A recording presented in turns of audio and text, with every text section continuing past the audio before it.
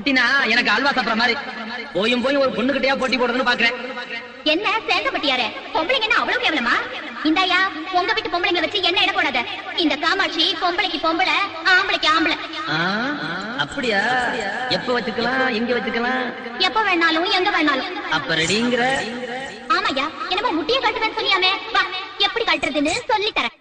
சொல்லி தரேன் சொல்லி தரேன் சொல்லி தரேன் சொல்லி தரேன் சொல்லி தரேன் சொல்லி தரேன்.